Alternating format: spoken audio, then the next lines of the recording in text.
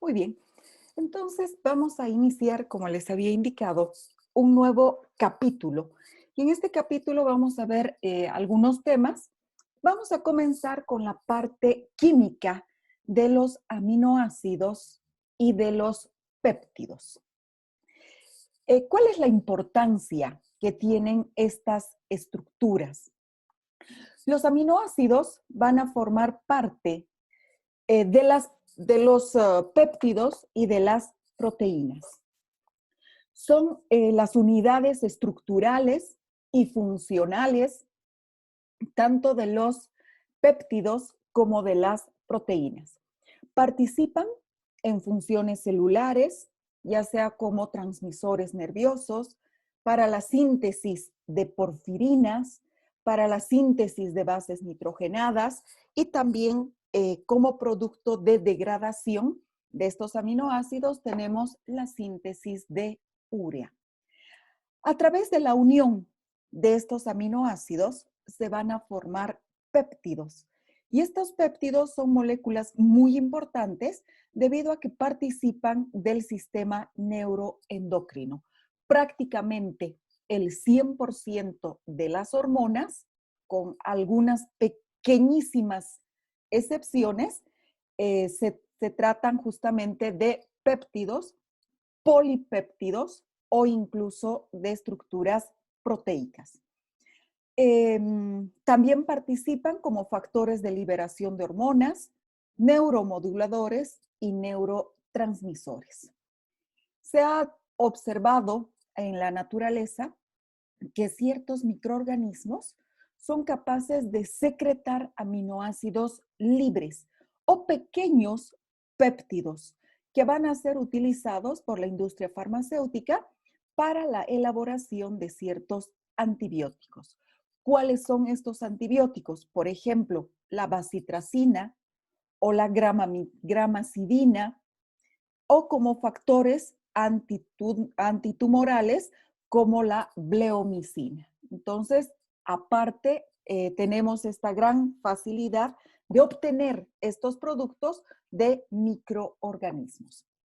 Pero, obviamente, estos mismos microorganismos también son capaces de producir aminoácidos o pequeños péptidos que son tóxicos, como por ejemplo los péptidos cianobacterianos. Ustedes saben que el cianuro es una molécula tóxica, por lo tanto, estos péptidos cianobacterianos son tóxicos porque tienen en su estructura una molécula de cianuro.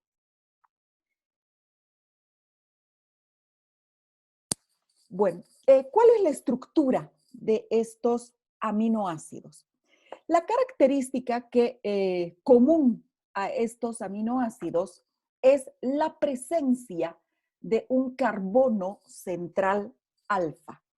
Este carbono central alfa tiene la característica, como cualquier átomo de carbono, que es capaz de unirse a 4 moléculas. Entonces, si nosotros tenemos aquí el carbono central alfa, entonces este carbono central alfa se va a unir a un grupo amino, se va a unir a un grupo carboxilo, se va a unir a un pequeño hidrógeno y finalmente a una cadena lateral R.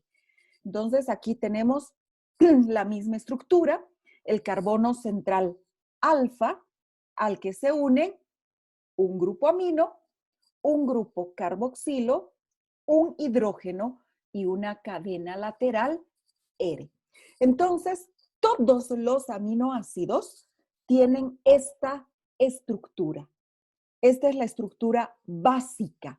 ¿Y dónde está la diferencia entre un aminoácido y otro? A nivel justamente de la cadena lateral.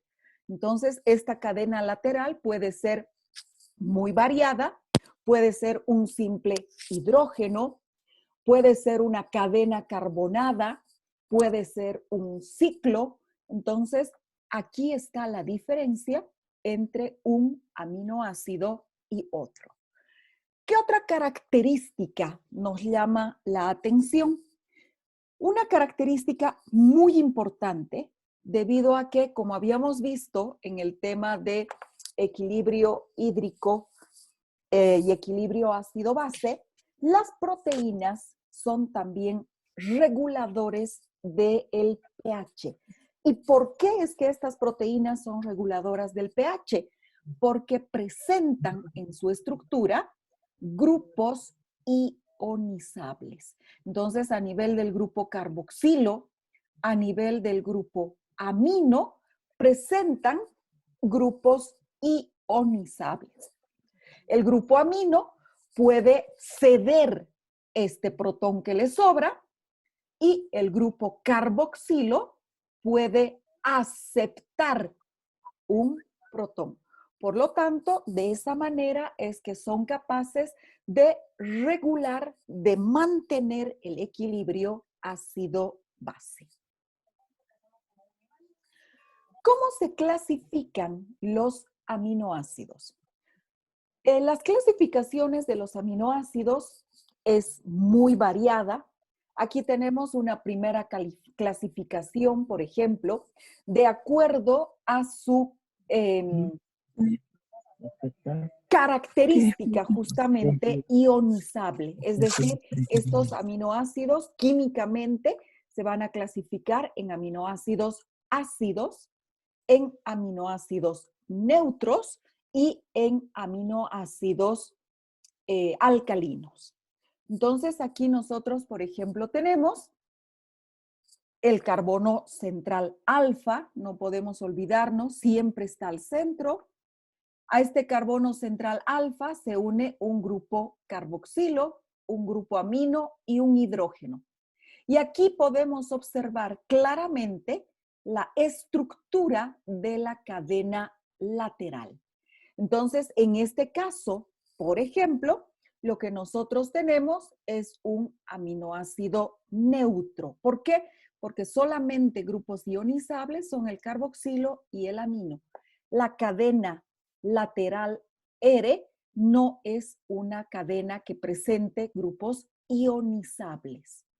En cambio, en este nuevo caso, aquí nosotros tenemos el carbono central alfa. A este carbono central alfa se une el carboxilo, el amino, un hidrógeno. Pero adicionalmente podemos nosotros ver claramente que tiene un segundo grupo amino. Entonces, como consecuencia de este segundo grupo amino, es que este aminoácido es capaz de ceder un hidrógeno, un protón adicional. Se trataría entonces de un aminoácido alcalino. ¿Qué sucede aquí? Aquí tenemos nuevamente el carbono central alfa, al cual se va a unir un grupo amino, un grupo carboxilo, y fíjense, en la cadena lateral tenemos una estructura un poco mayor que las anteriores. Tenemos un grupo metilo al cual se ha unido otro grupo carboxilo. Entonces, este aminoácido será un aminoácido ácido. ¿Por qué? Porque es capaz de aceptar un protón. Entonces, esa es una clasificación de los aminoácidos de acuerdo a su característica química, si se comportan como ácidos o si se comportan como bases. Otra característica importante, o mejor dicho, otra clasificación importante de los aminoácidos es de acuerdo a la frecuencia con que estos aminoácidos forman parte de las proteínas. Así, por ejemplo, tenemos a los aminoácidos proteicos frecuentes. Sabemos, está comprobado que en la naturaleza existen más de 300 aminoácidos diferentes, pero las proteínas se sintetizan casi exclusivamente a partir de 20. Entonces, estos 20 aminoácidos son los aminoácidos proteicos que se encuentran prácticamente en el 100% de las proteínas. Prácticamente la unión de solamente estos 20 aminoácidos van a formar todas las proteínas. Por eso se los conoce como aminoácidos proteicos frecuentes. Cada uno de estos aminoácidos es codificado por un triplete de nucleótidos denominados codones, solamente para que tengan esa información, y que cada aminoácido puede ser codificado por más de un codón. Entonces, si nosotros pensamos que un codón puede ser, no sé, me voy a inventar, adenina, uracilo, un triplete, uracilo, entonces este codón me sintetiza histidina. Pero hay otro triplete que puede ser guanina, adenina, uracilo, que también me va a sintetizar histidina. Entonces, por si acaso existen tablas, esto está perfectamente codificado, simplemente yo me estoy inventando esta secuencia de bases nitrogenadas. Por otro lado, tenemos los aminoácidos proteicos poco frecuentes.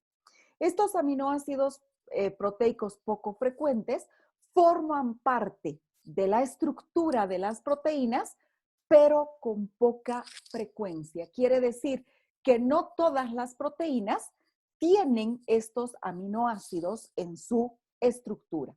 Por ejemplo, tenemos como aminoácidos poco frecuentes a la hidroxiprolina y a la hidroxilisina.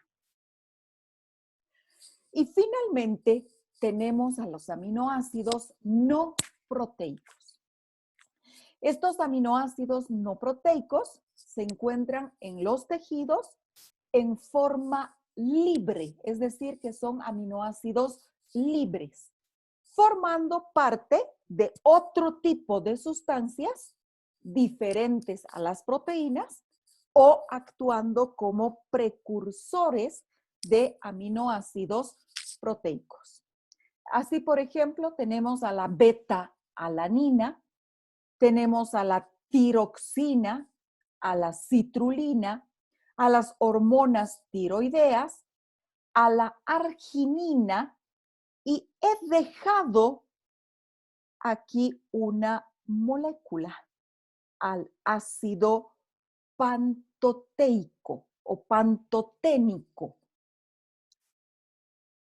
¿Alguien sabe qué es el ácido pantoténico?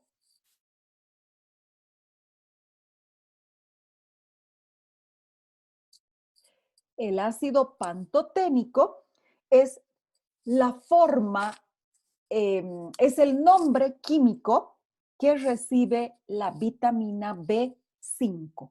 Entonces, aquí nosotros tenemos una vitamina que tiene una estructura de aminoácido. Es un aminoácido no proteico. No va a formar parte, esta vitamina B5 no va a formar parte de la estructura de las proteínas. Y por último, la siguiente clasificación, de acuerdo a las necesidades, de acuerdo a los requerimientos nutricionales. De acuerdo a los requerimientos nutricionales, los aminoácidos se clasifican en esenciales, semiesenciales y no esenciales. ¿Cuál es la característica de cada uno de ellos? Como su nombre indica, ¿qué quiere decir esencial? Esencial quiere decir imprescindible, quiere decir que no puede faltar. Y efectivamente, estos aminoácidos esenciales son indispensables para la supervivencia en condiciones óptimas del ser humano. ¿Por qué son esenciales? Porque necesariamente deben ser introducidos a través de la dieta. Si nosotros no consumimos estos aminoácidos esenciales, vamos a entrar en un grupo grande de enfermedades que se denominan enfermedades carenciales. Entonces, de ahí la importancia de los aminoácidos esenciales. ¿Cuáles son los aminoácidos esenciales? Solamente son 10. De los 20 aminoácidos proteicos, solamente 10 son esenciales. ¿Y cuáles son? Isoleucina, leucina, lisina, metionina, fenilalanina, treonina, triptófano, valina, arginina e histidina. Entonces existe un memotécnico para aprenderlos de memoria que es MTV-PIT-Hall. Entonces aquí tenemos M de metionina, T puede ser de triptófano, V de valina, P. Ustedes me dirán, no hay ninguno que comience con P. Efectivamente, como es en inglés este memotécnico, entonces la P sería PH, fenilalanina. La I es isoleucina. La otra T puede ser treonina, ya habíamos dicho que era triptófano. La H es histidina.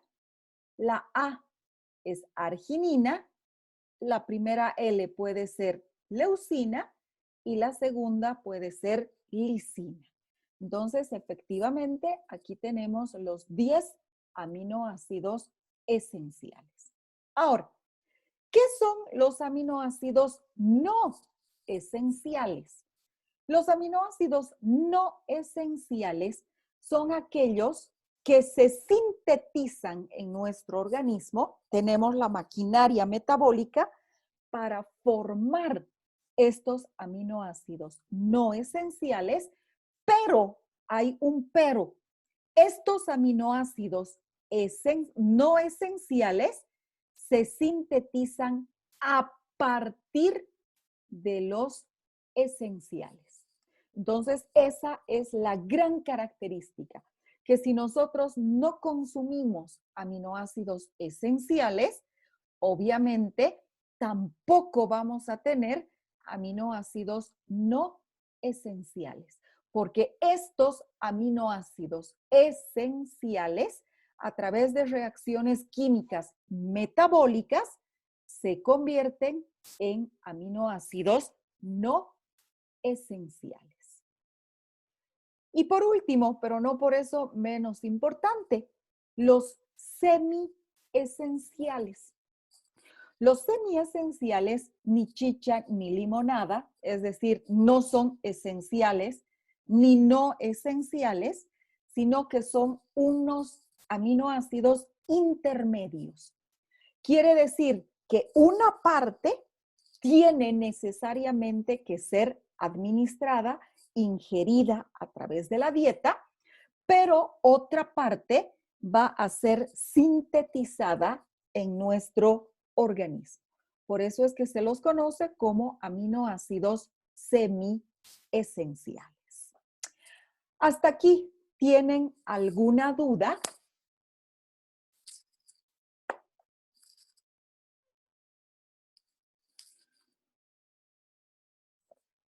Muy bien. Vamos a continuar y vamos a ver ahora qué son los péptidos. Los péptidos son estructuras un poco más grandes, mayores a las estructuras proteicas.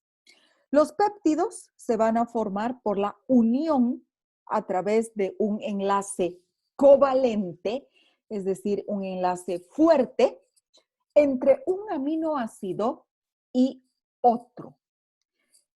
¿Quiénes participan de la unión de estos dos aminoácidos? El grupo carboxilo del primer aminoácido y el grupo amino del segundo aminoácido. Entonces, estos son los grupos funcionales que participan del enlace. El enlace va a producir la liberación de una molécula de agua que se conoce con el nombre de producción de agua oxidativa. Las reacciones químicas metabólicas están produciendo esta molécula de agua y se va a formar un enlace coplanar, es decir, que tiene el mismo plano, simple, conocido como enlace peptídico. Y lo que ahora tenemos es un dipéptido. Entonces se han unido dos aminoácidos. Aquí tenemos el carbono central alfa del primero. Aquí tenemos el carbono central alfa del, aquí tenemos el carbono central alfa del segundo. Entonces podemos observar claramente, se une a una cadena lateral R, a un hidrógeno, al grupo amino. Y aquí nos queda una fracción del grupo carboxilo. Aquí está el carbono central alfa que se une al hidrógeno, a la cadena lateral R2, al carboxilo y aquí queda un pequeño fragmento del grupo amino que está formando el enlace peptídico. Entonces, esta es la forma en la que se sintetizan cadenas más grandes. Obviamente, aquí va a venir un nuevo aminoácido con su carbono central alfa, su grupo amino a este lado, que se va a unir a través de un nuevo enlace peptídico al grupo carboxilo. Y de esa manera, nosotros vamos a tener estructuras lineales. Fíjense que todos se van a ir uniendo de la misma manera. Ninguno se une a través de la cadena lateral.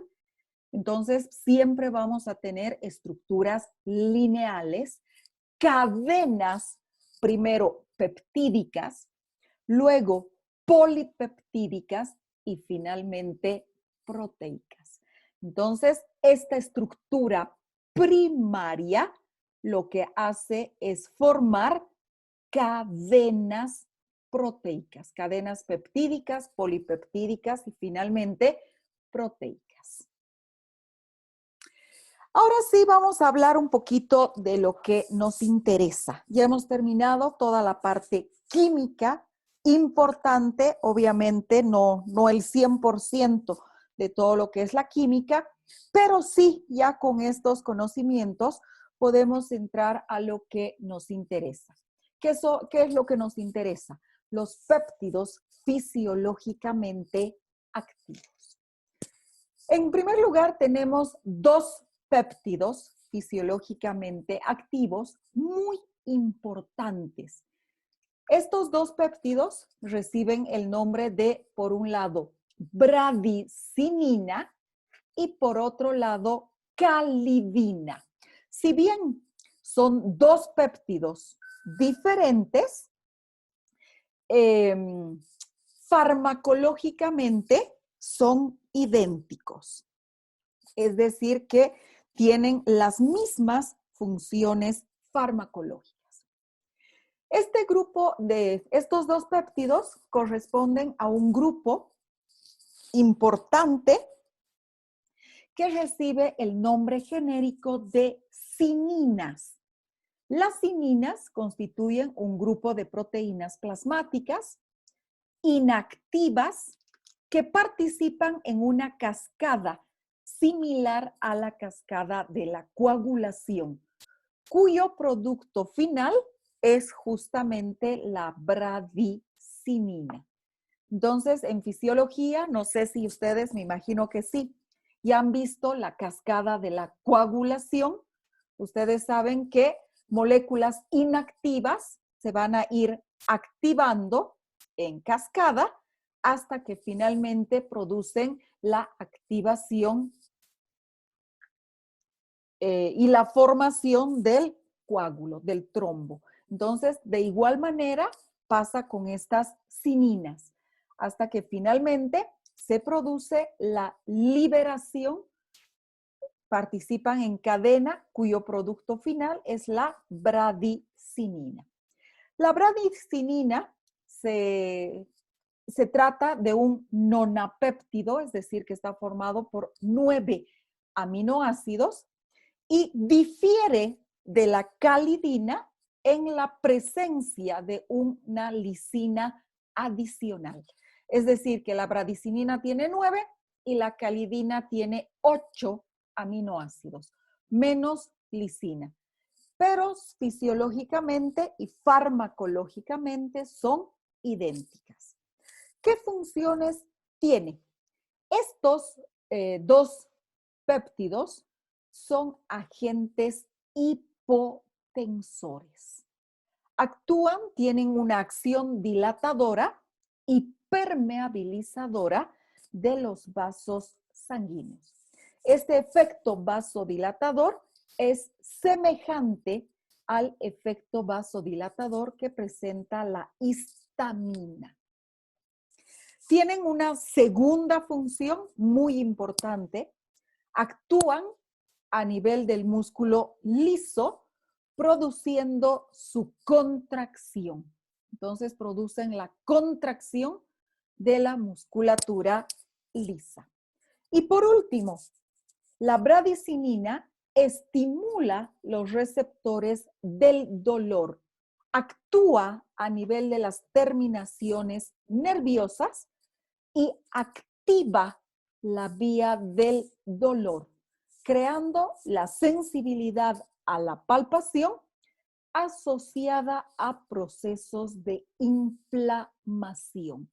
Entonces, sobre todo a nivel de la zona abdominal, ¿sí? Cuando el paciente acude al médico y dice, doctor, estoy con dolor de abdomen. Entonces comenzamos a la palpación y justamente esta bradicinina es la que activa la vía del dolor, creando esa sensibilidad a la palpación asociada a los procesos inflamatorios. Actúa a nivel de las terminaciones nerviosas y activa la vía del dolor. Entonces, es muy importante la presencia de bradicinina en los casos inflamatorios agudos. Otros péptidos importantes tenemos, por ejemplo, al glutatión. El glutatión se trata de un tripéptido químicamente conocido con el nombre de glutamil cisteínil. Entonces aquí tenemos al glutatión, tripéptido. Está formado por 3 aminoácidos. Tenemos aquí el grupo carbono central alfa, que se va a unir a través de enlaces peptídicos. ¿Qué funciones cumple este glutatión? El glutatión es una molécula muy importante en el metabolismo de compuestos hidrófilos. ¿Qué quiere decir hidrófilos? Insolubles en agua, formando conjugados de glutatión que se van a excretar a través de la orina y de la bilis.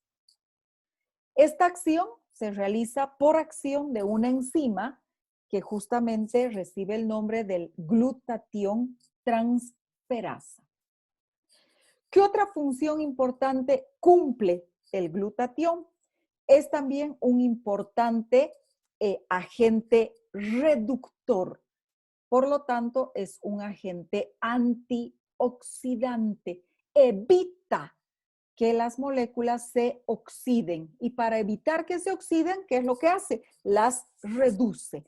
Entonces, es un importante agente reductor que participa en la reducción del peróxido de hidrógeno y convierte el peróxido de hidrógeno, conocido también con el nombre de agua oxigenada, convierte este peróxido de hidrógeno en agua.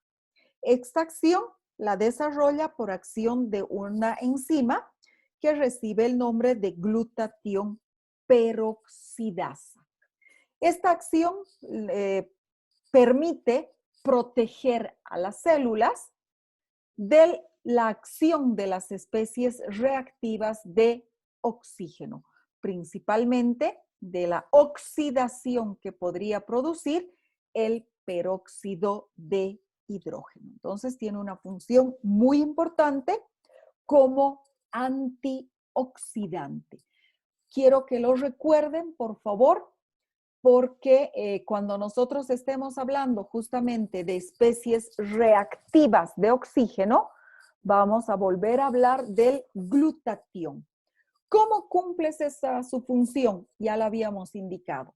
Lo que hace es activar sistemas enzimáticos protectores y evita de esta manera la oxidación de los lípidos que van a formar parte de la bicapa lipídica constituyente de las membranas celulares.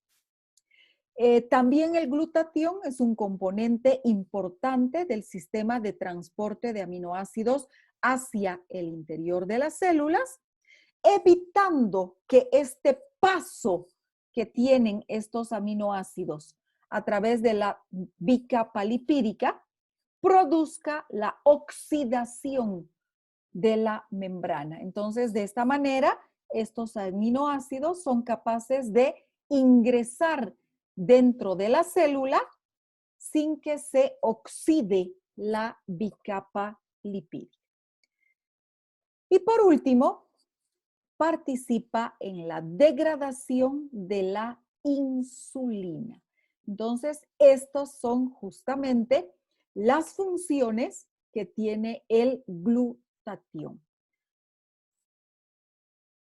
Y por último, vamos a hablar de un sistema muy importante. Este sistema recibe el nombre de sistema renina-angiotensina-aldosterona. Me imagino que ustedes ya han escuchado hablar, incluso en fisiología, ya han mencionado a este sistema renina-angiotensina-aldosterona. El sistema renina-angiotensina-aldosterona tiene como función la regulación a largo plazo de la presión sanguínea. Pero no solo regula la presión sanguínea, sino que también regula el volumen extracelular. Entonces, básicamente, el sistema renina-angiotensina-aldosterona regula a largo plazo la presión sanguínea y el volumen extracelular. ¿Qué va a producir o qué puede producir la activación del sistema renina-angiotensina-aldosterona? 4 factores que influyen directamente sobre este sistema. La disminución de aporte de sangre al riñón. Poca cantidad de sangre está llegando al riñón, por lo tanto se activa el sistema renina-angiotensina-aldosterona.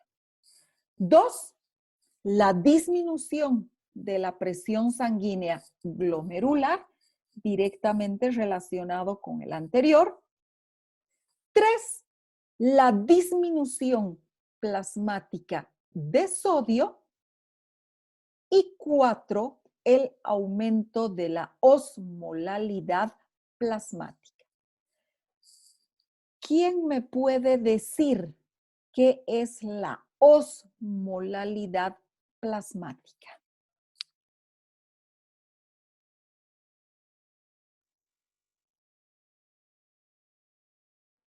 Es el paso de soluto de una menor concentración a una mayor concentración, doctora.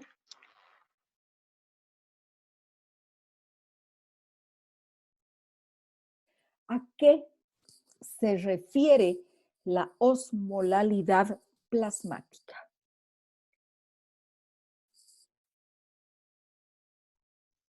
Este término lo hemos Simpleza de utilizado cuando osmoles hemos hablado a de kilogramos de agua. agua.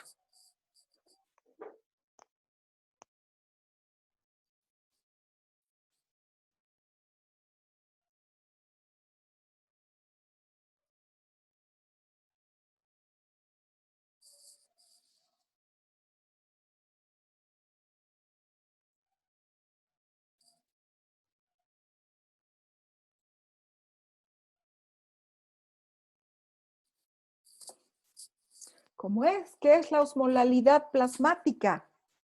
Porque si no, no podemos continuar.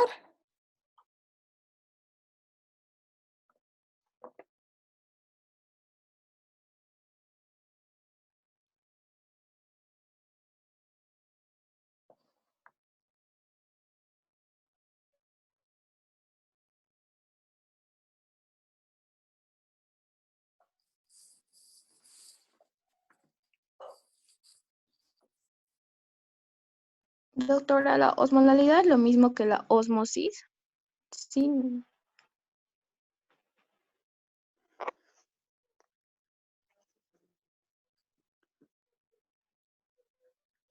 Doctora, la osmolaridad plasmática es la concentración molar de un conjunto de moléculas activas en un litro de plasma. La osmolalidad plasmática se refiere a la concentración de moléculas osmóticamente activas. ¿Dónde? En el plasma sanguíneo. Esa es la osmolalidad plasmática. Entonces, ¿qué quiere decir cuando nosotros hablamos de aumento de la osmolalidad plasmática? Nos estamos refiriendo a que hay un aumento en la concentración de estas moléculas osmóticamente activas. ¿Y qué pasa si aumenta la osmolalidad plasmática? Se va a romper el equilibrio a nivel de capilares sanguíneos y se va a producir ósmosis. Entonces, por eso es que también el aumento en la concentración de moléculas osmóticamente activas produce activación del sistema renina-angiotensina-aldosterona. Muy bien. ¿En qué consiste el sistema renina-angiotensina-aldosterona? A nivel de las nefronas, existen un grupo de células especializadas que se sitúan a nivel de la nefrona aferente, eferente y a nivel de la mácula densa de la porción recta del túbulo distal y que va a formar lo que ustedes conocen como aparato yuxtaglomerular. Muy bien. ¿Qué pasa con este aparato yuxtaglomerular? Estas células que se encuentran en las nefronas son muy sensibles al descenso de la presión arterial a nivel de la arteria aferente. O también son muy sensibles al descenso en la concentración de sodio a nivel del túbulo distal. En estos casos en los que se produzca una disminución en la presión arterial o en los niveles de sodio, las células del aparato yuxtaglomerular van a secretar una enzima proteolítica, quiere decir que produce lisis, ruptura de enlaces. Esta enzima es de naturaleza polipeptídica, conocida con el nombre de renina.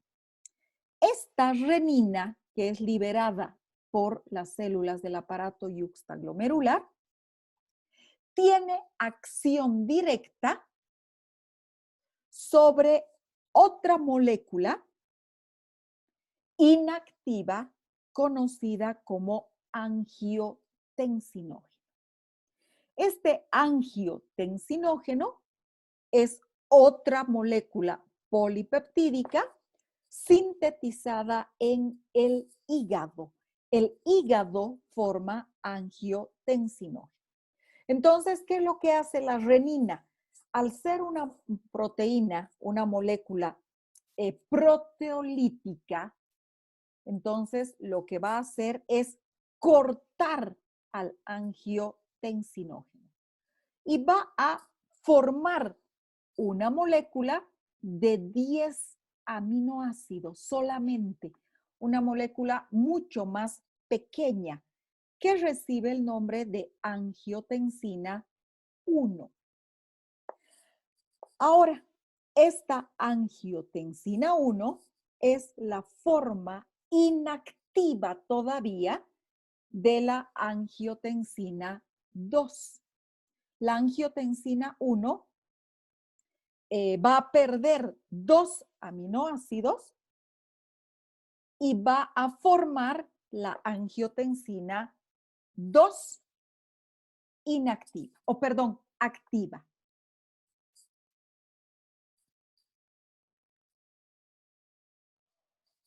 ¿Qué enzima interviene en la conversión de la angiotensina 1 en angiotensina 2 activa? Una enzima que recibe el nombre de enzima convertidora de angiotensina, más conocida como ECA. Esta enzima químicamente se conoce con el nombre de palmitidilpeptidasa. Entonces, no se preocupen, se la conoce clínicamente con el nombre de ECA. Es la enzima convertidora de angiotensina. La forma activa, entonces, es una glucoproteína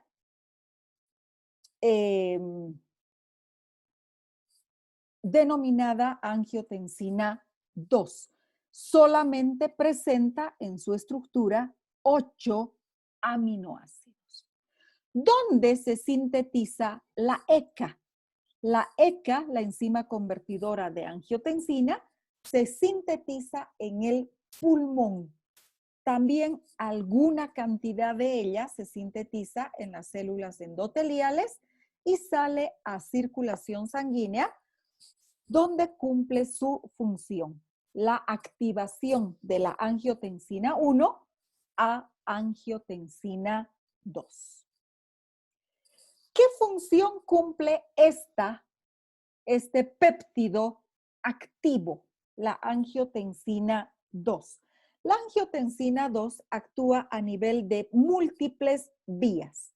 Así, por ejemplo, estimula la formación de aldosterona. ¿Y cómo va a cumplir esa función justamente? A distancia. Entonces, esta angiotensina 2 activa a nivel de la corteza suprarrenal a la aldosterona. Y esta aldosterona actúa a nivel de los túbulos distales, estimulando la reabsorción de sodio, reabsorbe sodio y al reabsorber sodio excreta potasio e hidrógenos. Entonces, estimula la reabsorción de sodio intercambiando este sodio por potasio e hidrógenos. Adicionalmente, la aldosterona va a aumentar la secreción de vasopresina, por lo que además de reabsorberse sodio, se va a reabsorber agua, se va a producir la retención de agua. Esta aldosterona a nivel del túbulo proximal, no nos olvidemos que el túbulo proximal es permeable al agua, produce la reabsorción de sodio. Pero también sabemos por fisiología que el sodio cuando se reabsorbe, jala moléculas de agua. Por lo tanto, la reabsorción de sodio automáticamente va a producir una reabsorción de agua. ¿Cuál es el resultado de la acción de la aldosterona? Como consecuencia, vamos a tener la expansión del volumen debido a que una vez que se reabsorbe sodio, se reabsorbe agua. Y como consecuencia de la expansión del volumen, vamos a tener un aumento en la presión arterial. Entonces, efectivamente, el sistema renina, angiotensina, aldosterona regula la presión arterial. ¿Qué otra función cumple la angiotensina 2? Por un lado, ya hemos visto, activa a la aldosterona y la aldosterona cumple estas otras funciones. En la misma circulación sanguínea, la angiotensina 2 es un potente vasoconstrictor periférico. Es decir, que va a producir un aumento de la presión arterial por acción directa sobre la musculatura vascular. ¿Por qué? Porque al producirse vasoconstricción, el diámetro, el caudal de este vaso va a disminuir, incrementando de esta manera la presión arterial. Esa es una acción directa, pero además tiene una acción indirecta. ¿Por qué? Porque esta vasoconstricción va a producir un incremento en la liberación de noradrenalina y adrenalina. Y ustedes saben que la adrenalina y la noradrenalina también van a producir un aumento de la presión arterial. Y por último, otra función de la angiotensina 2, estimula al hipotálamo del sistema nervioso central para que desencadene una estimulación simpática y como consecuencia de ello tenga una respuesta conductual que es justamente la sed. El paciente que tiene hipertensión que tiene hipotensión va a tener sed. Y al consumir nosotros agua, obviamente estamos provocando una dilución, estamos aumentando el volumen circulante y como consecuencia del aumento del volumen circulante, pues se va a producir el aumento de la presión. No sé si está comprendido el sistema renina, angiotensina, aldosterona. ¿Está bien, doctora?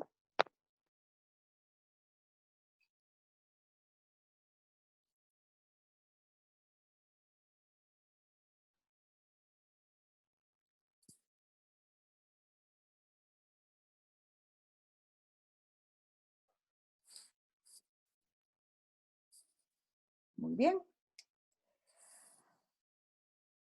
Existen varias moléculas análogas de la angiotensina 1.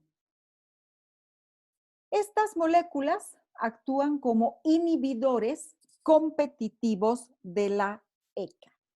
Existe una serie de fármacos, por ejemplo, que van a evitar el funcionamiento del sistema renina-angiotensina-aldosterona. Así, por ejemplo, tenemos al alisquirén. ¿Qué función cumple el alisquirén? Inhibe a la renina. Entonces, si nosotros evitamos que esta renina actúe, porque inhibe el funcionamiento de la renina, pues la renina no va a convertir el angiotensinógeno en angiotensina 1 y la angiotensina 1 no se va a convertir en angiotensina 2 activa. Por lo tanto, no se va a producir un aumento en la presión arterial. Estas moléculas son utilizadas para el tratamiento de la hipertensión dependientes de renina. Entonces, todos estos fármacos que vamos a ver, simplemente los vamos a nombrar, tienen esa acción, evitan la hipertensión. Luego tenemos al enalapril. Vamos a comenzar primero con el losartán, porque el enalapril es el más largo de todos. El losartán es antagonista de los receptores A2 de la angiotensina 2. Entonces, la angiotensina 2, ¿dónde actúa? A nivel de los vasos sanguíneos, a nivel de la musculatura del vaso sanguíneo, a nivel de la aldosterona y a nivel del hipotálamo en el sistema nervioso. Entonces, ¿qué es lo que hace? Se produce todo. La renina convierte el angiotensinógeno en angiotensina 2, perdón, 1, la angiotensina 1 por acción de la ECA se convierte en angiotensina 2, pero como están bloqueados los receptores, losartán se ha unido a sus receptores, la angiotensina 2 no tiene sobre quién actuar y por lo tanto no se produce el aumento, el incremento de la presión arterial. Y por último, tenemos a las moléculas que se llaman inhibidores de la ECA. La mayor parte de los antihipertensivos tienen justamente acción sobre la enzima convertidora de angiotensina. La mayor parte de estos lo que hacen es bloquear la conversión de angiotensina 1 en angiotensina 2. ¿Por qué? Porque están evitando la función de la ECA. Y de esta manera, como no hay síntesis de angiotensina 2, se va a producir la relajación de los vasos sanguíneos y por lo tanto la disminución de la presión arterial.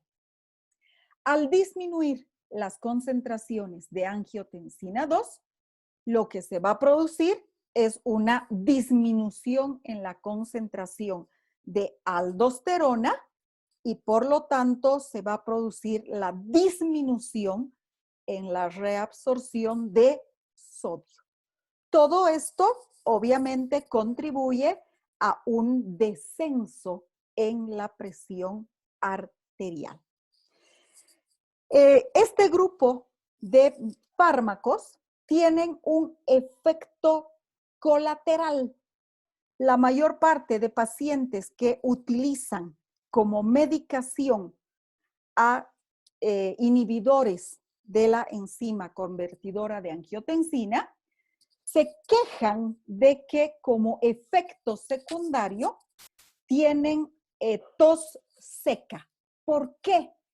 Porque se va a producir además una inactivación de la bradicinina, del anterior péptido que lo habíamos estudiado, que recibe el nombre de bradicinina, lo que va a provocar una mayor producción de esta bradicinina. ¿Por qué? Porque si se inactiva en circulación sanguínea la bradicinina, entonces el sistema, el organismo piensa, entre comillas, que no está formando cantidad necesaria de bradicinina.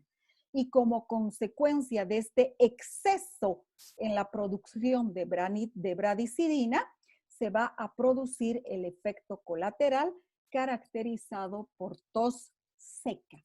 Estos pacientes que consumen principalmente enalapril, que es un inhibidor de la ECA, se quejan de que presentan tos seca, sobre todo durante la noche. Tanto es así que muchos de estos pacientes duermen con un vaso de agua cerca del velador. Entonces comienzan a toser toman un pequeño sorbo de agua y nuevamente pueden descansar tranquilamente. ¿Cuál es la solución? Si es que es muy incómodo, tal vez para la persona que duerme al lado, la tos seca del paciente, pues utilizar otro tipo de molécula que disminuya la presión, un nuevo hipertensivo.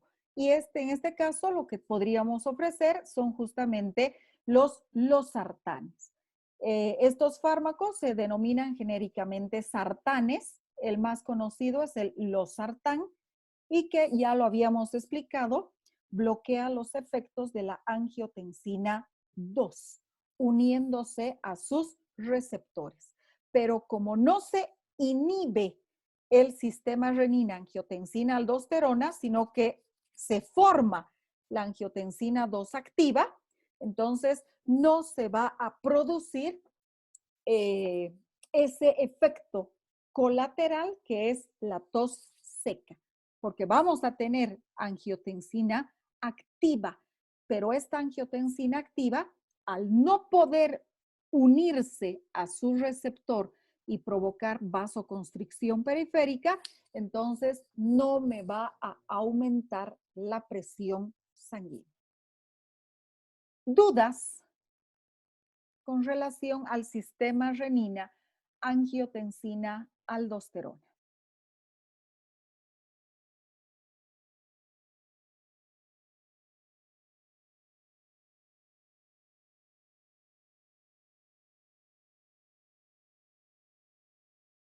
Muy bien. Si no hay dudas, entonces vamos a ver 2 minutitos nada más lo que corresponde a las hormonas. Dentro de los péptidos fisiológicamente activos, hemos dicho que se encuentran la mayor parte de las hormonas. ¿Qué características tienen estas hormonas? En primer lugar, son sustancias producidas en pequeñísimas cantidades, se sintetizan en glándulas del sistema endocrino, se secretan a la sangre y actúan a distancia, ya sea sobre glándulas o tejidos, regulando su metabolismo y actividad fisiológica.